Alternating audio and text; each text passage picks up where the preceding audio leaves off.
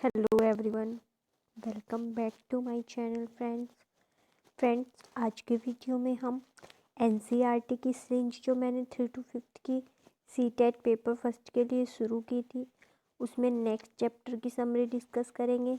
और आज हमारा जो चैप्टर है वो है चैप्टर नंबर 10, जिसका नाम है बोलती इमारतें। तो इसकी समरी हम क्वेश्चन आंसर की फॉर्मेट में डिस्कस करेंगे। तो सबसे पहला पॉइंट जो बनता है इससे ये बनता है कि जो गोलकुंडा का दुर्ग है वो कहाँ पर है। तो जो गोलकुंडा का दुर्ग है वो तेलंगाना की राजधानी हैदराबाद से 11 किलोमीटर दूर गोलकुंडा में स्थित है। गोलकुंडा के जिले की बाहरी दीवार पर कितने बुर्ज हैं? ये क्वेश्चन प्रीवियस ईयर में भी पूछा गया है स्टेटमेंट्स के तौर पर। तो जो गोलकुंडा की बाहरी दीवार है उस पर 87 बुर्ज हैं। गोलकुंडा किले का निर्माण किसने करवाया था? तो गोलकुंडा किले का निर्माण 13वीं शताब्दी में वारंगल राजवंश के राजा बरगल ने करवाया था। ये भी इम्पोर्टेंट है, ये आप याद रखिएगा। गोलकुंडा में 1518 से लेकर 1687 तक कुतुबशाही सुल्तानों ने एक के बाद एक राज किया। लगभग 1200 तक यह किला मिट्टी का बना था और यहाँ पर उसके पहले दूसरे राजाओं का राज था। गोलकुंडा का अंतिम शासक कौन था? तो गोलकुंडा का अंतिम शासक जो है वो अबुल हसन था और उसे कुचिपुड़ी नृत्य बहुत पसंद था। तोप का इस्तेमाल पहली बार किसने किया? तो तोप का इस्तेमाल पहली बार औरंगजेब ने किया था। कहाँ पर? गोलकुंडा में। गोलकुंडा में तोप का इस्तेमाल पहली बार औरंगजेब ने किया था। गोलकुंडा संग्रहालय कहाँ पर स्थित है? तो ये हैदराबाद में स्थित है। नक्शे पर दर्शाई गई 1 सेंटीमीटर जमीन पर कितने मीटर है? तो ये 110 मीटर है। नेक्स्ट हमारा चैप्टर है चैप्टर नंबर 11, जिसका नाम है सुनीता अंतरिक्ष में। तो इसमें सबसे पहला पॉइंट है कि चंद्रमा पर उतरने वाले पहले व्यक्ति कौन थे? तो 1969 में चंद्रमा पर उतरने वाले पहले व्यक्ति नील आर्मस्ट्रॉन्ग थे। अंतरिक्ष में सभी चीज़ें वायु में तैरने क्यों लगती है? तो क्योंकि वहाँ पर गुरुत्वाकर्षण जो है नहीं होता है। गुरुत्वाकर्षण शून्य होने के कारण वहाँ सारी चीज़ें तैरने लगती हैं। सुनीता विलियम्स कौन थी? तो सुनीता विलियम्स जो है एक हेलीकॉप्टर पायलट थी और वो एक गोताखोर बनना चाहती थी। चंद्रमा पर न तो हवा है, न पानी है और न ही गुरुत्वाकर्षण बल है। सुनीता विलियम्स 6 माह से भी ज़्यादा अंतरिक्ष में रही थी। अच्छा, भारत के सापेक्ष विश्व के कौन से देश हैं?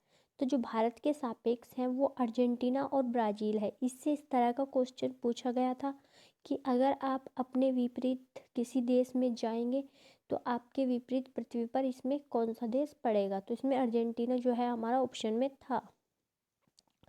अंतरिक्ष में तैरते पानी के बुलबुलों से कपड़ा गीला करके हाथ पैर साफ किए जाते हैं।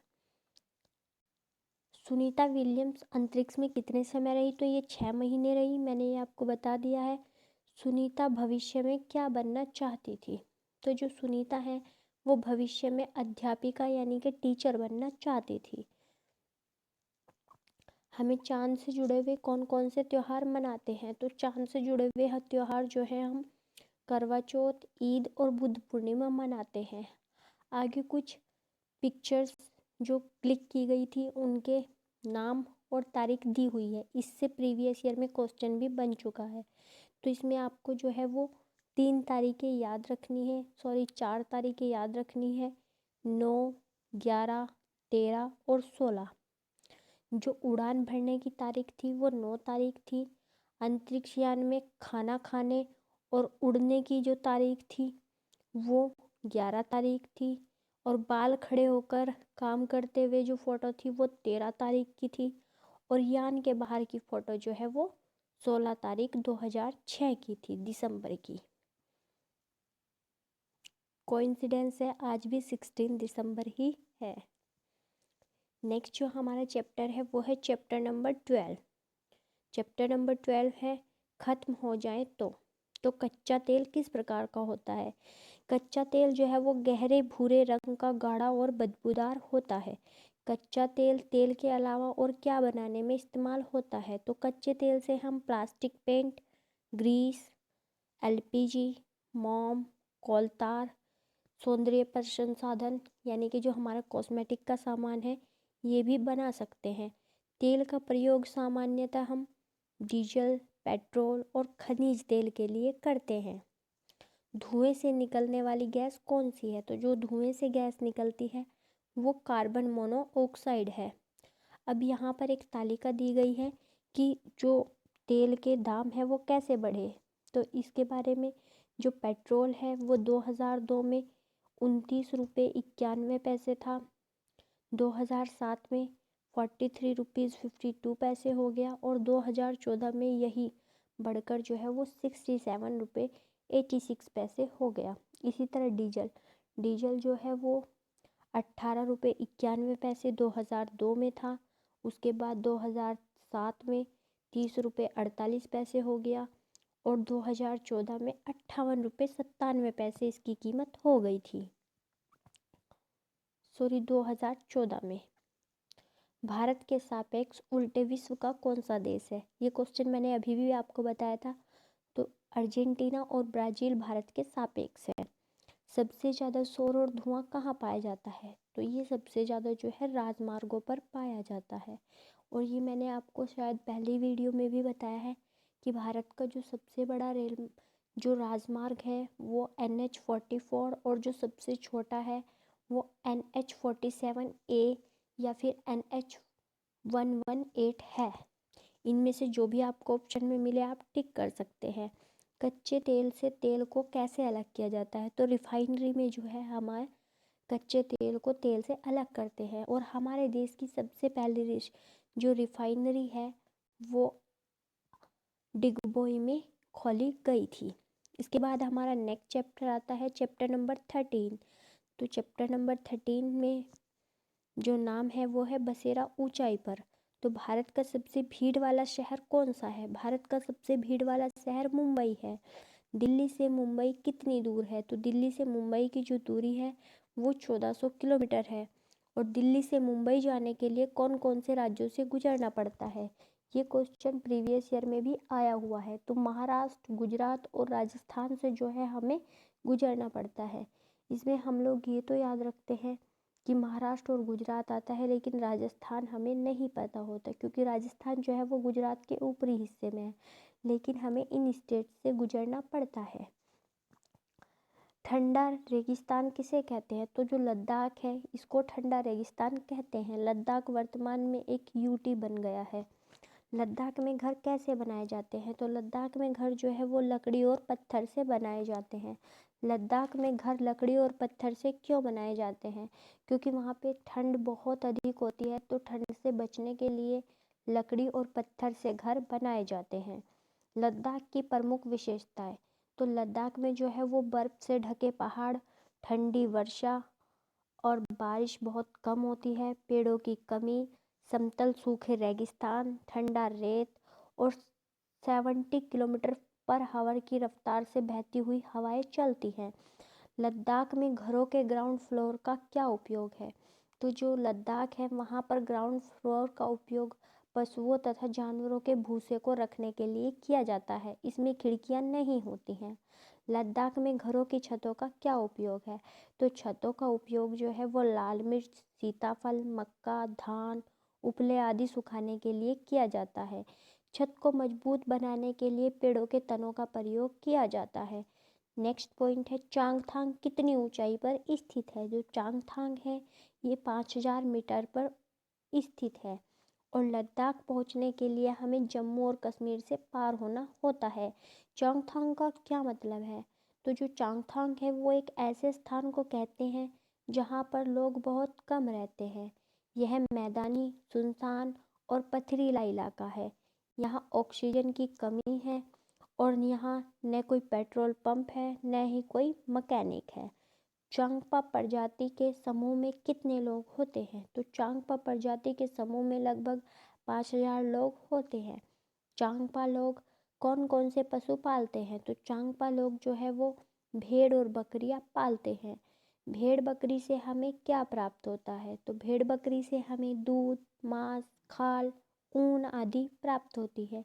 अब कुछ इम्पोर्टेंट फैक्ट हम जान लेते हैं जिनसे हमारे क्वेश्चन अक्सर पूछे जाते हैं। भेड़ बकरियां ही चांगपा लोगों की पूंजी होती है। जिस परिवार के पास जितनी ज़्यादा भेड़ बकरियां होती है उसको उतना ही धनी माना जाता है। जैसे आजकल लोगों के पास जितना अधिक पैसा होगा तो उनको अमीर माना जाएगा, उसी तरह चांगपा जो जनजाति है उनके पास जितनी ज़्यादा भेड़ बकरियां होती हैं उनको उतना ही अमीर माना जाता है। तो चांगपा लोग जो है वो घुमत्तू यानी कि धुमक्कड़ होते हैं। ये मात्र 2.5 घंटे में अपना सामान घोड़ों और याक पर लादकर एक स्थान से दूसरे स्थान पर चले जाते हैं। इनके जो रहने के टेंट होते हैं वो तिकोने होते हैं और रेबोक कहलाते हैं। प्रत्येक परिवार अपनी भेड़ बकरियों पर एक खास तरह का निशान लगाता है ताकि उनको पहचान सके। अगर वो लोग ऐसा नहीं करेंगे तो उनकी भेड़ बकरी आपस में मिल जाएंगी और जो है ये रोज़ सुबह उनको चराने ले जाते हैं और ये काम उनकी औरतें और जवान लड़कियां करती हैं। चांगपा प्रजाति अपनी भेड़ बकरियों के बालों से पश्मीना शॉल बनाती है और जो ये पश्मीना शॉल होता है ये बहुत पतला और बहुत अधिक गर्म होता है और ये जो है इसको बनाने में बहुत टाइम लगता है और एक शॉल जो है वो कम से कम 6 स्वेटरों जितनी निवाज देता है। ये अपनी बकरियों को ऊंचाई और ठंड पर चराते हैं जिससे कि उनके बाल जो है वो कोमल हो जाते हैं और ये -40 डिग्री पर ये बाल उत्पन्न होते हैं और गर्मी के दिनों में झड़। इसके बाद जो हमारा नेक्स्ट पॉइंट है वो पश्मीना शॉल के बारे में ही है और ये पश्मीना शॉल जो है ये हाथों से बुना जाता है और इसको बनाने में लगभग एक व्यक्ति को 250 घंटे लगते हैं। ये पॉइंट जो मैं आपको पश्मीना शॉल के बारे में बता रही हूँ इनको गौर से सुनिएगा और अच्छे से इनको याद कर लीजिएगा। ये मल्टीपल टाइम से टेट के पेपर में पूछे गए हैं कि पश्मीना शॉल कैसे बुना जाता है, कितना टाइम लगता है, कितनी पतली होती है और भेड़ का जो बाल होता है जिससे बनता है वो ह्यूमन का जो बाल होता है उससे 6 गुना मोटा होता है, यानी कि ह्यूमन के बाल से भी बहुत अधिक बारीक जो है उसके बाल होते हैं। और लद्दाख में झूले झूले का क्या मतलब होता है? तो लद्दाख जो है वहाँ पर झूले झूले का मतलब स्वागतम स्वागतम होता है। लद्दाख में जालीदार खिड़की क्या कहलाती है? तो लद्दाख में जो है वो जालीदार खिड़की डब कहलाती है। पत्थरों और चट्टानों से बने भेड़ बकरियों के घर को चांगपा क्या कहते हैं?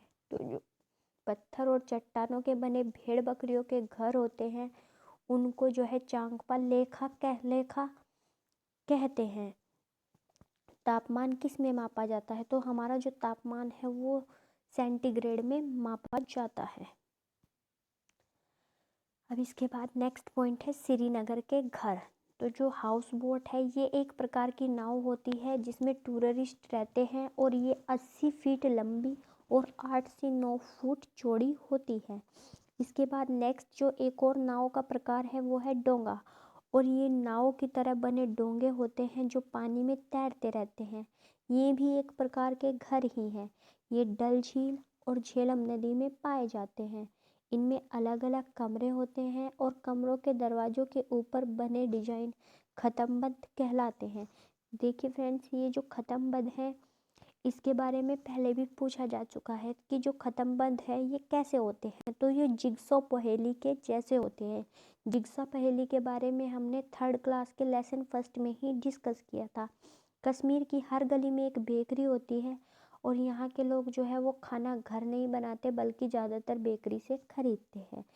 फ्रेंड्स, आज की वीडियो में इतना ही। नेक्स्ट वीडियो में हम चैप्टर नंबर 14 से डिस्कस करेंगे।